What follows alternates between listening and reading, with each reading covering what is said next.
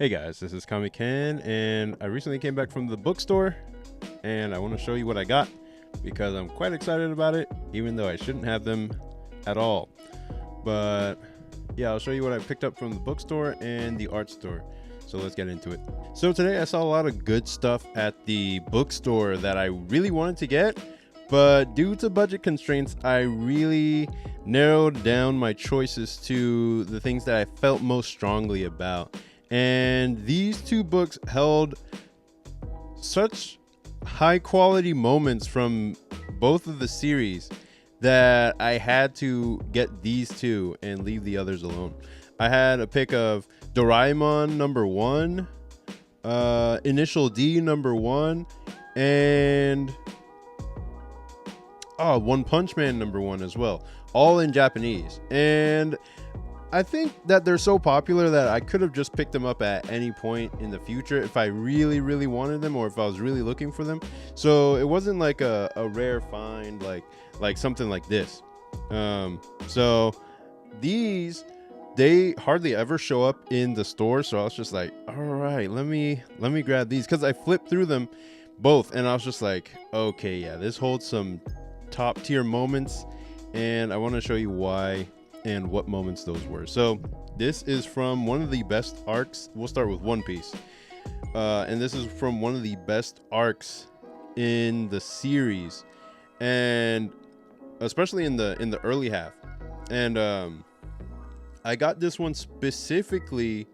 Well, we open up on another great fight, but I got this one specifically for Luffy's final attack move against Rob Lucci in their battle. So I got this one also for the moment where he uses Gear Third for the first time. And these were just such iconic moments from my childhood that I had to pick up this whole book. Okay, here we go. Yeah, so let me go to the beginning of it. So we get Gear 3. You know, it's always weird when I see like the English translation, because I'm just used to watching One Piece in Japanese.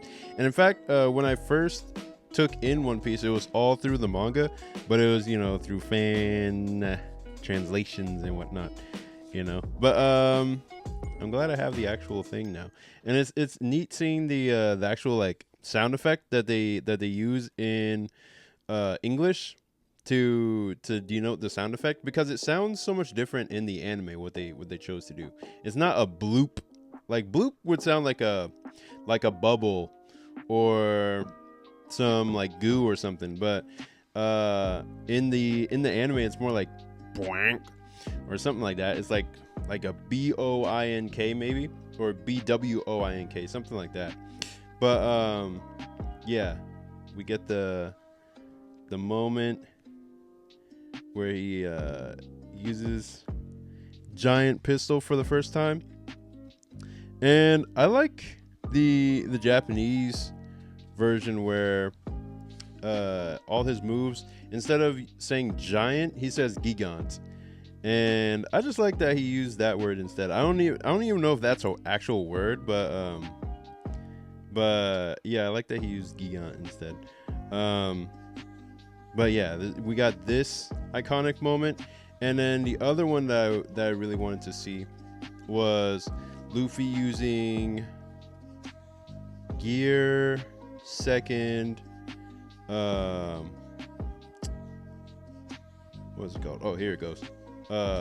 Jet pistol against, or no, not jet pistol, jet Gatling against Rob Lucci. So this is a moment that I always like rewatch in the anime. Like I just rewatch this moment over and over to see Luffy use this move, and I always like going back to the manga to see how the same information was communicated. And we see like these blasts just coming from where his arms are supposed to be, and we're just like, what is he doing? And then we get these actual shots of what's happening. Like his arms are just embedding themselves into his flesh, and he's just punching as hard as he possibly can, as many times as he can. And then you flip the page and you get a 2-page spread of him just blasting this guy with everything he's got. Like he's not even looking at him.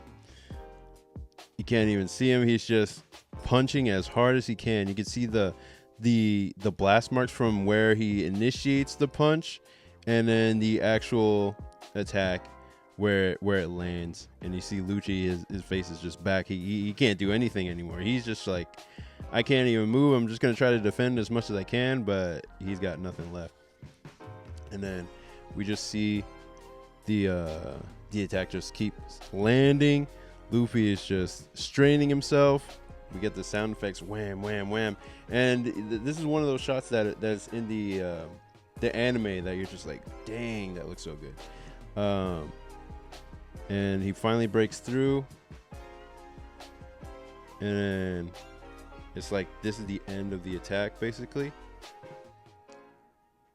And we see like, there's a blast outside of the building that they're fighting in. And let's see. And then this is the last shot of them two, like Luffy's falling down, and then this guy is, flying out of the building. And then he lands. And that moment in the anime, I just watch it over and over again because it's such an iconic moment from my childhood. Like not even childhood. Like I guess I was a teen when I first read this arc.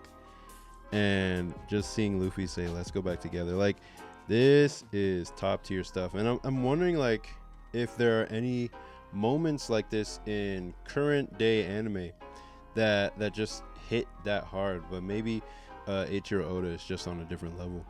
But at the same time, we also had the other man of the big three, Tite Kubo, creating Bleach. And I was able to get another really iconic moment in this volume, one that I recently reread a while back, where Ichigo, I think we get a little bit of the start of the fight between Ichigo and Byakuya in this manga, but the most iconic moment from this was when he, oh, there it goes, yep, I flipped right through it, when he unleashes his Bankai Tensa Zangetsu, and then he's just like, Heavenly Chain Zangetsu, and it's just like, I didn't even know that was the actual translation, but yeah, it's such a good moment. But what I really like was like the build up to it, and the reason why it looks kind of grayed out compared to like the rest of the manga is because this whole chapter was colored, and this was like on a weekly schedule. So they were like, this is gonna be an important moment, we're gonna have you color it, and he did. So let me see. Okay, yeah, this is the beginning of that chapter. So it's just, and you can tell like he's simplifying a lot of the art so he doesn't have to color a lot, but I really like how they chose to portray it in the animation as well. So we got, he says Bankai, and then, oh, we got like a nice double page spread before we get back to the action. And so he's just like charging up basically. And this part I especially like is when he like puts his sword out like this, and then like the energy, like the spiritual energy just coming off him, like just tears at his clothes at the back, and it's just like just flying off him, and it's just like, oh shit. And then he goes Bankai, and then like it just, this blast comes out. I don't even know if that blast is like dangerous or anything, but it's just a huge release of spiritual energy. And then it's like, whoa, what's going on? And then it like swirls back in on itself, and there's all this sound and fury and all this stuff going on, and then boom, you just get the moment. And it took a whole, like, nothing really happens besides this in the entire chapter, but that's all you need sometimes. It's like, damn, nice. and boom. And then you get to see like, oh dang, he's different now. He's faster. And he's right on his neck. And that's the iconic moment that I wanted from this series. But I mean, in Bleach overall, like the art is just really good. So I got it for that reason as well. Like Kubo is just really great at drawing characters and making use of very little details in the background to get his story across. Whereas you would be you get a completely different experience reading One Piece, where there's backgrounds almost in every panel. It's like super highly drawn, highly stylized, and all that. And Bleach is a little bit more sparse in the background territory, but the characters, they just look so cool comparatively that you're just like, dang, everybody has so much style and swag. It's just a different experience. And yeah, that just it was what it felt like back in the days reading Bleach, One Piece, and Naruto back to back, week to week. They just had different styles, different worlds that you could get into. It's just like, okay, if you like something that has a little bit more style, get into Bleach. If you like something that has more like action, adventure, and comedy, get into One Piece. And then Naruto is just, you know, ninja and espionage, and it's a whole different, like, everything had a different flavor, and it was really interesting. And nowadays it's a little bit different. I don't read much manga from current day stuff, but these were the series that meant a lot to me back then. And the last things that I bought from today after my meeting with my editor was the pages for Vellum. Damn, I don't know if well, it felt all right when I actually bought it. So yeah. So yeah, I bought the pages that I'll be using to draw Saintly number 3, and with this what will I do? With this, I'll be drawing and inking chapter 3 and then scanning those pages in. And then I bought I bought me a brush pen because I'm always running out of those. These turn really bad really fast, but I still like to have them around for quick filling in black areas. And I bought another little like black brush pen. These are the Faber-Castell Pit pens, but they used to come in a much chunkier version that was like thick and you know, just it looked different. It felt different. But this one is basically the same thing. It just has a different form on the outside. And then the last thing I bought was the Hunt 102 and 107 nib. They're both kind of like Maru nibs from Japan, but these have been my favorite since I was like 14, just learning how to ink and use pen and nibs for the first time. So these are really good for like thin lines or varied lines. This one with the circle is for lines that have less weight variation. It's more uniform and it has a stronger tip.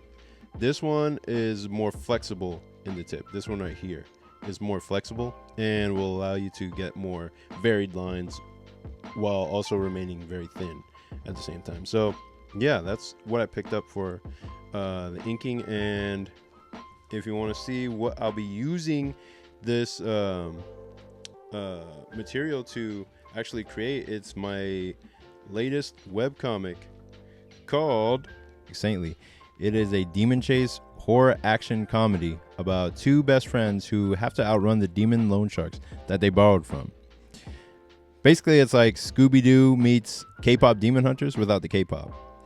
And the story backs the main character into a corner where she has to decide between the hard path to success or lose her soul to the lure of easy money.